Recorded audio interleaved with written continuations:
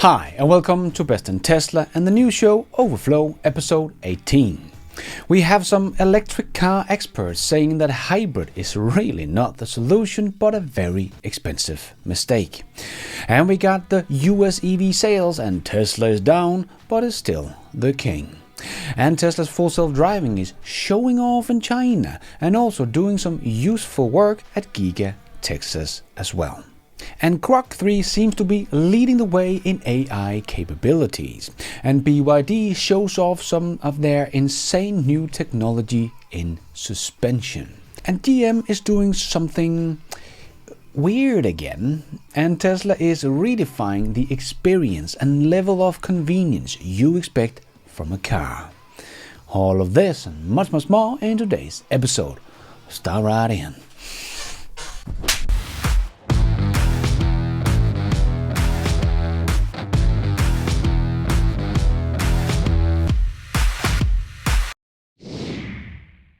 Let's put our living stereo stylus in this groove.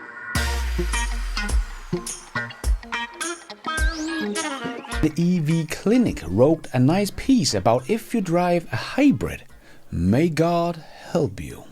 EV Clinic that reverse engineer and repair EVs and hybrids wrote in their post. The highest percentage of irreparable failures and the highest cost of battery system failures are being recorded in hybrids, not in EVs.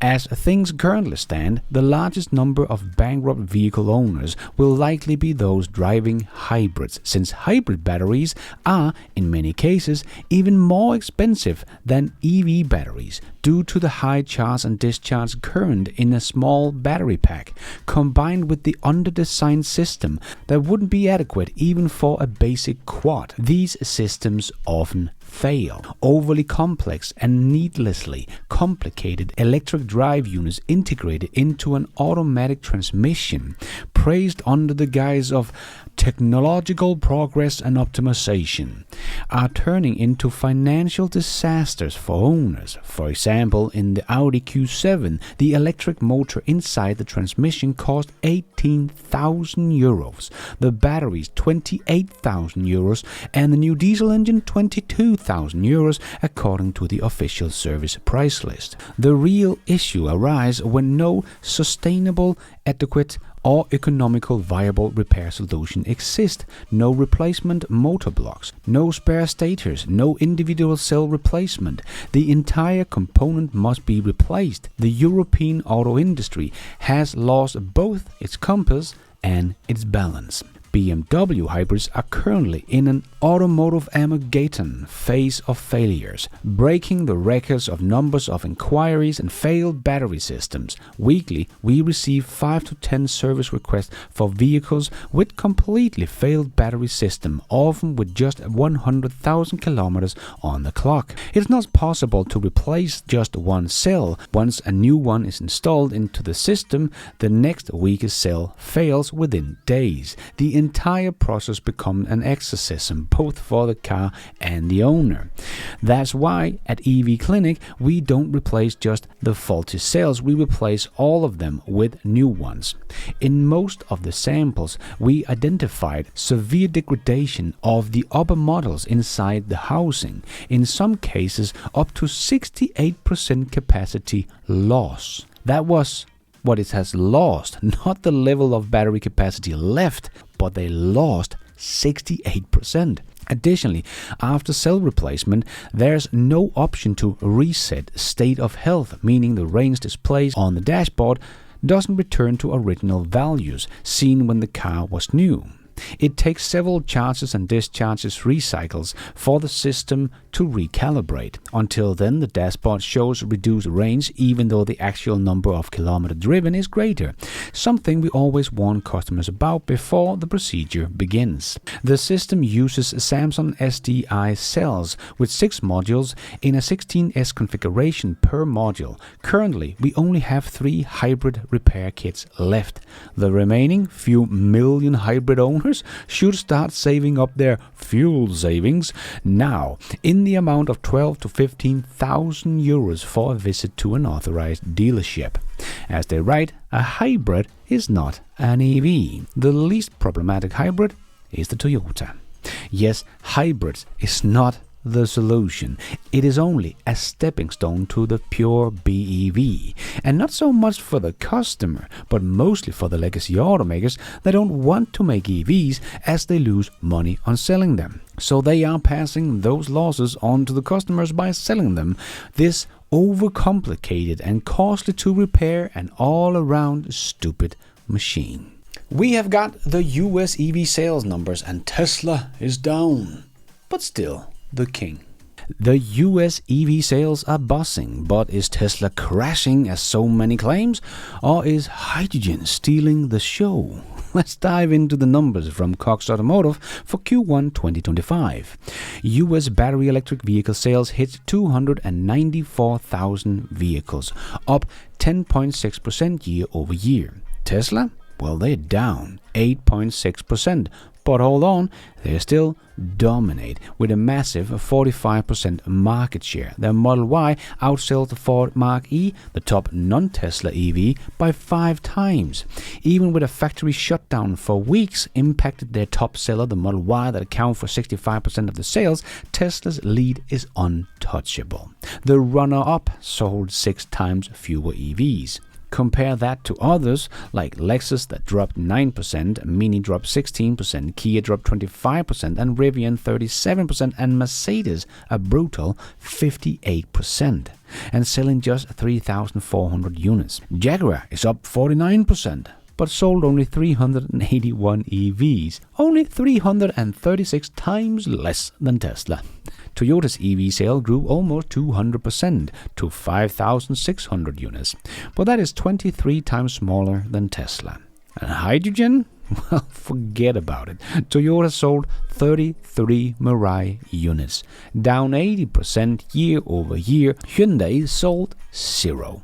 Total US hydrogen sale peaked at 3,300 units in 2021 and fell to 99 units last year in Q2. And BMW still dreams of hydrogen for 2028. Well, good luck with that. Customers clearly want EVs. Ford's 22,000 EV sales sounds very nice, but those went to dealerships, not customers. So with 100,000 units piling up in inventory last year, it is hard to get excited about 22,000 units in sale. So Tesla has an 8.6% drop in the US, and they were flat in China as they prioritized China over Europe. Europe saw a 37% sales drop, losing 20,000 units. But that is actually just 1% of their 1.8 million global annual sales. Globally, Tesla is down about 15,000 units, under 3% of their annual sales. Not catastrophic, especially with the new Model Y and Model 3 and affordable models coming, plus unsupervised driving software in the US and supervised in Europe. In Europe, Tesla is rebounding. In March, the Tesla Model Y and Model 3 was the 2 best-selling model of any EVs, and they nearly overtook Volkswagen as a brand, only short by 1,000 units. Despite Berlin's factory shutdown, Tesla was Q1's second-best EV brand with the top model in Europe. If Tesla has a demand issue, so does everyone else. And if you want to learn more and take a deeper dive into all the numbers, check my video out from yesterday. Tesla's full self-driving is showing off in China and also now doing some useful work at the Giga Texas factory as well. Tesla finally shared some videos of their full self-driving car at the Giga Texas factory, driving themselves from the end of the production to their parking lot as they rode. Giga Texas production now uses full self-driving unsupervised to deliver cars from end of line to the outbound logistic lot. Over 50,000 driverless miles have been occurred between California and Texas factories so far. This is quite an amazing number considering they only drive like 1.2 or 2 miles. And Tesla also wrote about the Cybertruck. Cybertruck autonomously navigate the 0.6 mile route, traveling beneath one of America's fastest highways, emerging through a steep 17% grade to reach their destination. This is such a cool feature, and again, unlike someone like BMW that has built a whole new technology and using LiDAR and all kind of stuff in their factories to make their cars being able to do something similar. But Tesla has not spent a lot of money, not even a single dime, making their cars drive themselves to the parking lot. They just can. But it also shows us how much cost saving there is for companies when BMW is willing to spend a lot of money on making this happen without the cars being able to do it themselves. So definitely a huge cost saver for Tesla. But the Chinese keep pushing Tesla's full self-driving system to the limits. Here, as Tesla Chan wrote, "It's not about following the road. It creates it." Yes, this is just insane place to turn on full self-driving, but it handles quite nicely. In the end, it does tell the human to take over, but this is just nuts to have your car drive yourself on this so-called dirt road. But the Chinese are also pushing the systems in the cities, not in some unusual way, just because the traffic is insane with pedestrian, bicycle, scooters, and cars in one big controlled chaos, as Aaron wrote. This level of traffic definitely poses a challenge for full self-driving. Yes, it does, but it handles it. It simply just drives. Very, very impressive. And Tesla Economic shared this video and wrote, "On my way to San Diego, Cybertruck driving itself with full self-driving. Everyone inside is connected to high-speed internet via Starlink. Feels like I'm living in the year 2469. Yes, Tesla is truly making the present look like the future.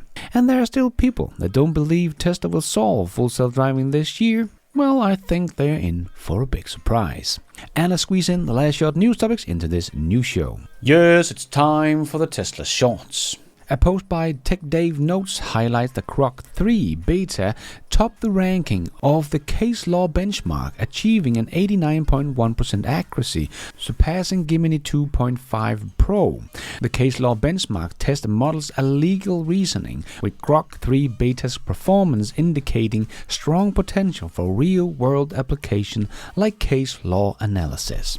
This is just so impressive. People tend to forget that XAI that built Grok was founded just 2 years ago in March 2023, and then Grok 2 came out in August 2024, and now we have Grok 3 that seems to be leading the race in AI capabilities over someone like OpenAI, which was founded by Elon back in 2015. Just very impressive what XAI have done in such a short amount of time. And speaking of XAI, 12 former OpenAI employees filed a legal brief on April the 10th, 2025, supporting Elon Musk, arguing that the company's restructuring threatened its mission to prioritize safe AI development, a concern echoed by AI safety communities after OpenAI dissolved its super alignment team in 2024. So it seems like it's not only Elon that thinks that OpenAI have drifted far away from the company and mission he founded. And we have more third-party branded Tesla version 4 superchargers being installed, as John wrote on X. Third-party branded Tesla superchargers becoming a thing. These are EV on the move, a version 4 supercharger in Brillingshertz, app or card to pay. Perfecto. Nice. And John from the Tesla Owner Club for Silicon Valley shared some experience of being an ICE car owner for a short while after owning an EV for 5 years. Tesla owner here, getting gas for the first time in 5 years, and this is how horrific the process was. So first off, the thing that I do not miss about gas cars is the insane amount of buttons. So first off, like, where do I go to open up the gas casket? I mean, this is just insane. There's so many buttons. Thankfully, all you do is just press that, and then literally comes out. Fill out all this, use your credit card, select the gas you want, stick in the nozzle, but it's crazy. This is why I literally bought a Tesla, was because this is just a complete mess. And I literally have to drive myself when I'm in this thing. Tesla has changed the game. So this is literally what happens when you've been driving a Tesla for like 5 years. You forget to close this thing because for an EV, this is automatic. And Falcon 9 landed on the Just Read the Instruction drone ship, completing its first 27th launch and landing of an orbital class rocket. and no one else is really doing this yet, and SpaceX has one rocket that has been reflown 27 times. Just nuts.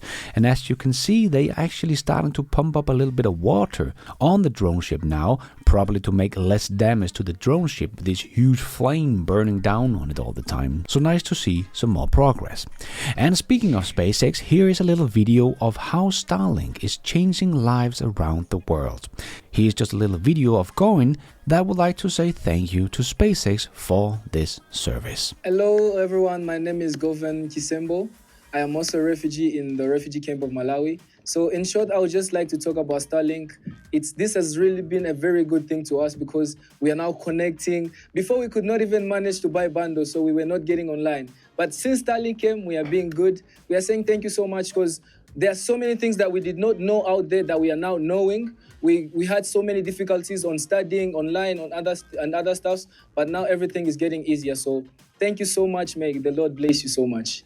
And Drive Tesla Canada reported on X update from Edmonton Motor Show.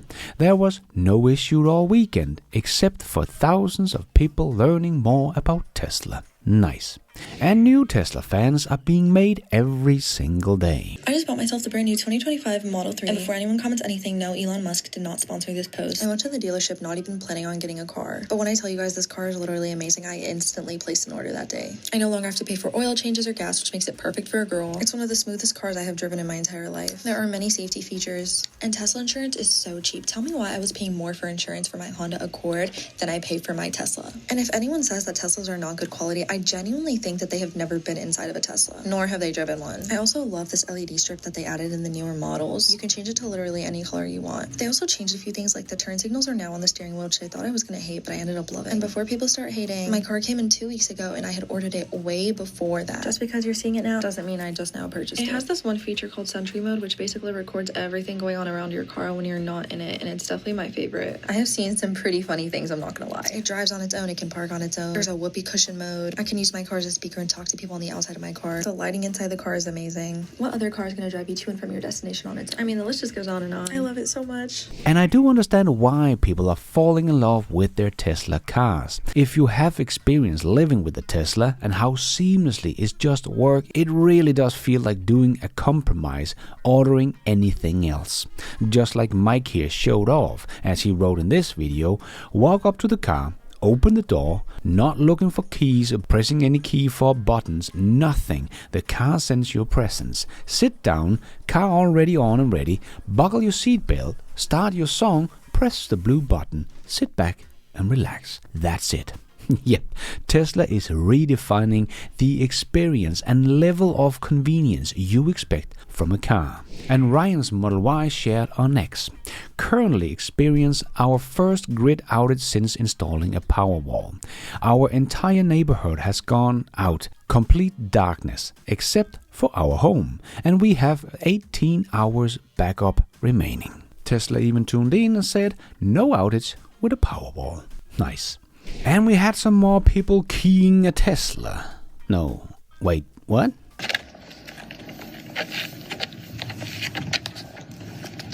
I love Tesla. What a great car. What a great company.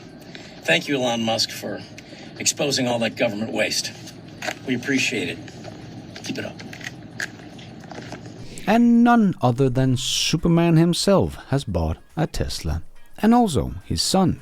Nice. Seems like the good guys are buying Teslas. And Joe Techmeyer shared a little video and wrote, what a great day sharing Cybertruck fun and enthusiasm with so many awesome owners doing the Cybertruck Rodeo today. Almost 150 Cybertruck participated, and many other Tesla cars too out of the Dove Nest Motorsports Club. Thanks to Austin Tesla Club and Tesla Giga Texas team members, plus great sponsors. Check out this recap short video. Nice, looks like a lot of fun. And BYD is showing off some of their insane new technology in suspension, as Nick shared on X. The BYD Yangwang U7's suspension system uses an electromagnetic setup that replaces conventional hydraulic shock absorbers with magnetic suspension motors. The system uses cameras and lidars to scan the road to anticipate any bump, so it can adjust at speed at 1,000 times per second. Wow, now that is some insane suspension technology. And we have Lucid that is set to acquire select assets and facilities previously belonging to Nikola Corporation. Lucid has also planned to offer 300 plus Nikola employees jobs. Lucid will take over Nikola's Coolidge manufacturing facility in Arizona, adding 884,000 square feet of production space to Lucid's Arizona footprint. Well, good luck with that, Lucid. And we had another weird partnership at Sawyer Road. Cadillac is partnering with some expensive restaurants in Beverly Hills, Miami, and San Francisco to serve a 5-course dinners served in the back seat of customers' new Escalade IQ electric SUV. Customers with Cadillac's $10,000 executive seating package will be able to do this starting on April the 24th. Wow, that's what I call innovation. Man, this just seems so stupid. Or maybe I am just so far from their customer base on this that I don't get it. Because who is going to want to go fine dining in the back of your car? I think your girlfriend will be disappointed. That is all we have time for in this Overflow News Show. Hope you enjoyed it. If you did, don't forget to hit that like button. It really does help this video out a lot so others can find it on YouTube. So please hit the like button. And if you did like it, maybe you want to consider hitting that subscribe button and notification bell so you don't miss out on future videos just like this one. And if you're already a subscriber to the channel, thank you so much for the support. But if you want to support the channel even more, remember you can, for as little as $1, become a patron of this channel or become a member of the YouTube channel to get a shout out as some extra perks like early access, ad-free versions of my videos, exclusive videos. So hit the members button or check out Patreon to find out more.